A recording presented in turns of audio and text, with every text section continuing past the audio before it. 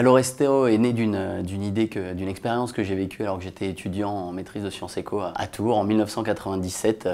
Alors que je révisais pour mes examens, j'ai eu toutes les peines du monde pour trouver un restaurant qui accepte de me livrer. Et donc j'ai imaginé un service qui allait me permettre en tant qu'internaute d'obtenir la liste de tous les restaurants qui pouvaient me livrer à l'endroit où je me trouve, consulter la carte de chacun de ces restaurants et avoir la possibilité de passer ma commande directement depuis mon ordinateur. Le temps de développer l'idée, le site est sorti en 1998. J'ai commencé effectivement tout seul et aujourd'hui on est quasiment une cinquantaine de personnes. Alors Allo-Resto fédère un peu plus de 3000 restaurants partenaires qui sont tous spécialisés dans la restauration livrée.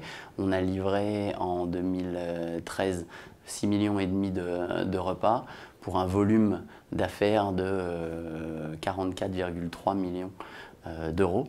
Et c'est un chiffre qui est en croissance de plus de 50%.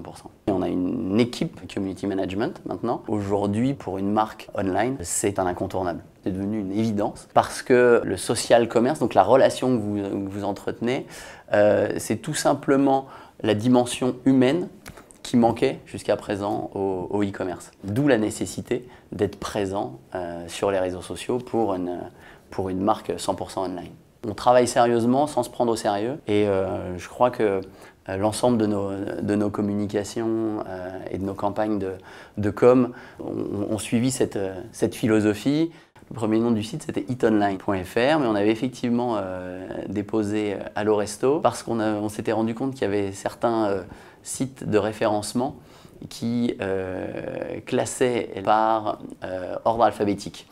Et comme à l'époque Allociné marchait pas mal, on s'était dit bah tiens, pourquoi on ne ferait pas Allo-Resto. Il y a complètement eu une réflexion autour du .fr à l'époque. Il s'agissait quand même d'être rassurant parce qu'on était particulièrement dans un service de proximité. Et comment illustrer la proximité? C'était déjà de montrer aux gens qu'on était un site français implanté en France.